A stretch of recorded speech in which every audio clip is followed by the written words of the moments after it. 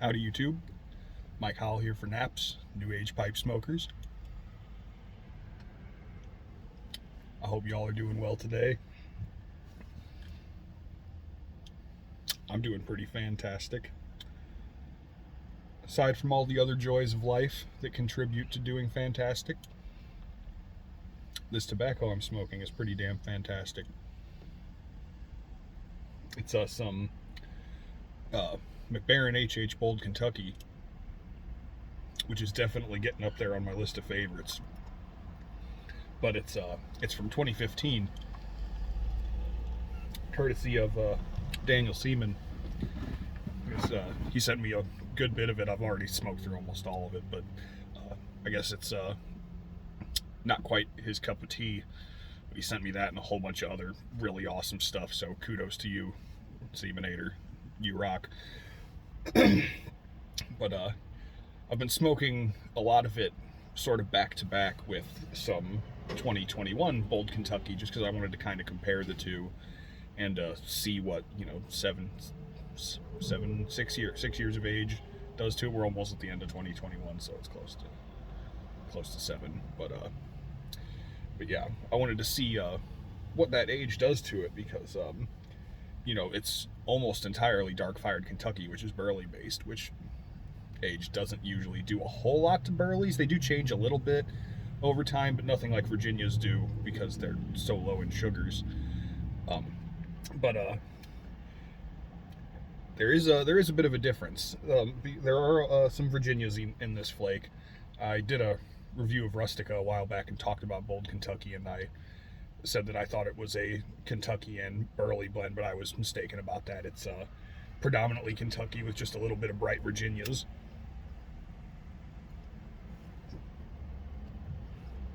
Straight out of the tin, brand new.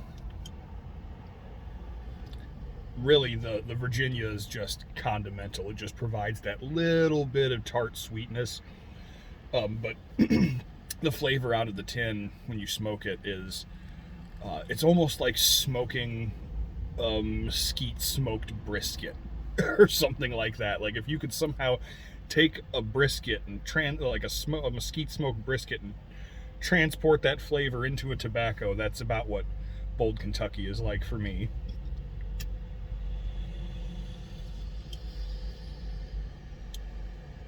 It has some of those tangy notes. They're very underneath from the Virginia that kind of give it that barbecuey flavor, but it's mostly that smoky mesquite, heavy wood smoke flavor that you get.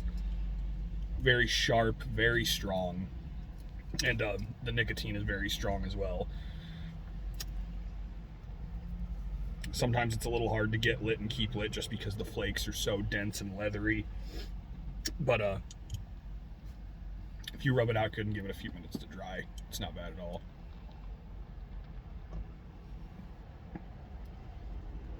Now, let's take a look at these two tobaccos.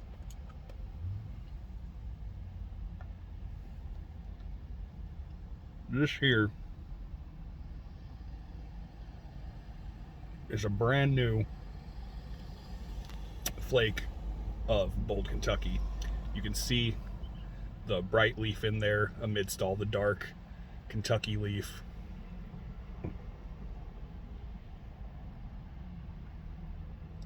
You can see that it's predominantly dark fired, but you can see those bright bits in there. That's the bright Virginia. Now this, next to it,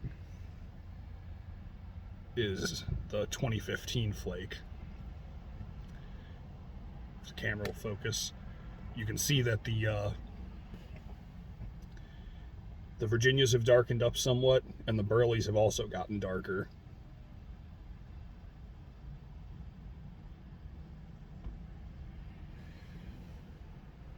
Or the Kentuckies, I'm sorry, Kentucky burley, the dark fired. So that's the first indication of the changes it goes through. Taste-wise, you can tell that the Virginias have sweetened. Just that, transformation that Virginias go through. But that sweetness has also sort of taken on some of the characteristics of the Kentucky. even more so than it does fresh out of the tin, because it's a hot pressed flake. The flavors are really well melded even to begin with. But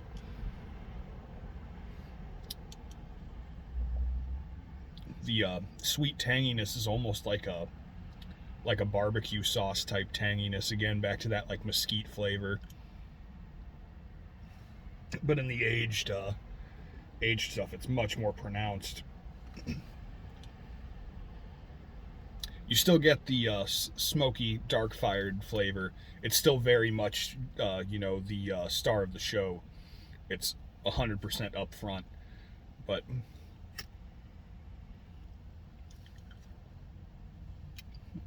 the sharpness of the smoky flavor has mellowed somewhat.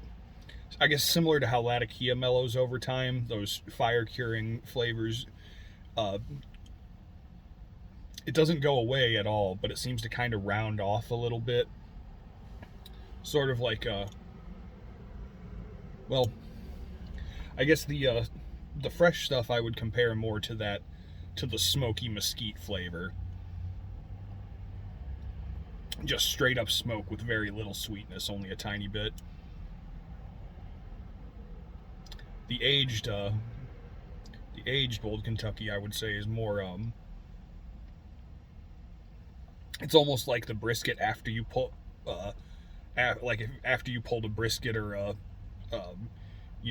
big pork steak or something out of the smoker, slather it in barbecue sauce or whatever, sweet tangy sauce, and then put it back on the fire.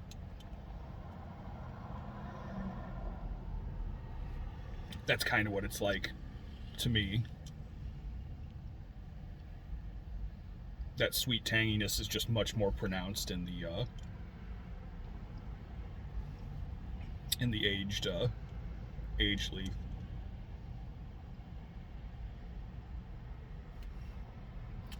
It's really good. Both the aged Virginias with that sweetness and the just when that smokiness mellows a little on the Kentucky. It's the same thing happens with Latakia too. Or I get probably any fire cured leaf, I would imagine. As that sharp smokiness dims down a little bit, the other qualities of the leaf that are normally kind of eclipsed by that really sharp flavor can show through a little bit and kind of dance with it and meld with it.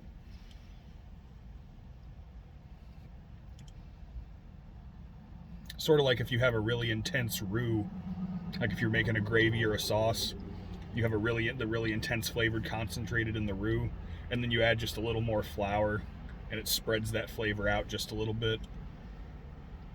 Seems like that kind of effect to me. Sure doesn't like to stay lit at the pace I like to smoke at, but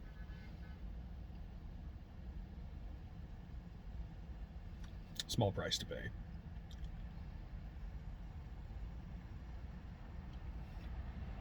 So I gotta say, thanks again, Daniel, for sending this to me. It's pretty awesome. Really good stuff. And I like to, it gave me the opportunity to compare, because I've only been smoking a pipe for a few years. I definitely have not had the chance to cellar something to give it 6 or 7 years of age. So that's really cool to have the opportunity to make the comparison between the two and really appreciate what the age does for it. Now I know I gotta buy some tins to put away. Some pounds. That's one of the things I love about the pipe community, and the whole pipe community in general, but especially in the Naps group. People are just like so kind and eager to share their knowledge and the tobaccos they have, and just to help people navigate their way through and figure out what they like and don't like, and show them things that they might not be able to get so easily that they'll really appreciate.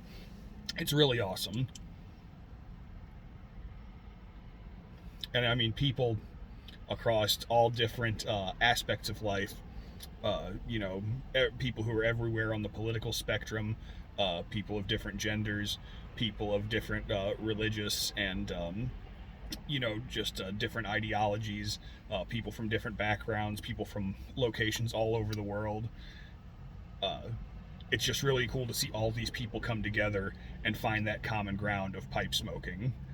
It brings people together. I used to say the same thing about smoking weed back in the day, and still. It brings people together who would otherwise have no common ground to come together and realize how much they have, in common with each other overall. It just gives people that place to come together and get to know each other and appreciate something together. And it gives people a chance to be generous to one another, which is always good, to promote that kind of kindness in the world. And it's a cool thing where we're all able to bond over something and become friends with people that we might have otherwise never met or talked to or anything. I know Daniel has said a couple times, like, he's like, dude, I would never just walk up to you on the street and say hi if I saw you, because I'd normally walk around looking like a freaking Technicolor nightmare.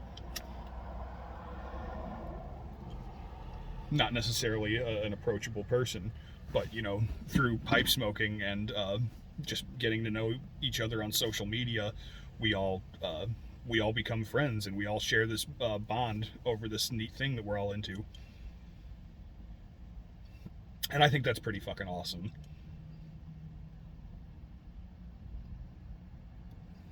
Because like almost every single person I've met through our Facebook group, which is, I know we're over 700 members in the Facebook group now, and I think we're edging up towards 400 subscribers. I haven't checked in a minute. Once we get to 500, we'll probably give some shit away, but you didn't hear that from me. But almost every interaction I've had with people on the Facebook group has been positive, and pretty much all of them are really likable individuals. And we're all very different people. Like I said, it's a really cool thing to me. I'm very thankful to have it in my life. There's a few different communities I've been blessed to be a part of in my life.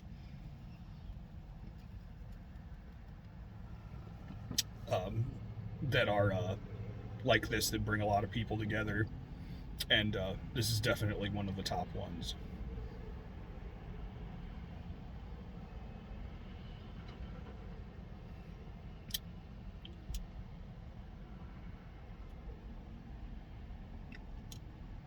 Thursday night pipe chats are always a blast. Everybody from the group, and then all the admins and fucking everybody just coming together. People from different parts of the world, just hopping on whatever time it is there for them and wherever they're at, and we can all come together. That's really cool.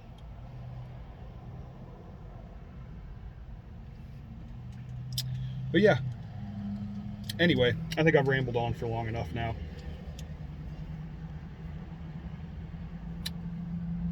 Clock in my car turned off, so I don't even know how much time I got left on my lunch break. I'm probably over. Oh well. So I should probably get back to work. But thanks for watching, guys, and remember, the universe might piss down the back of your neck every single day, but it'll only drown you once, so keep your fucking chin up.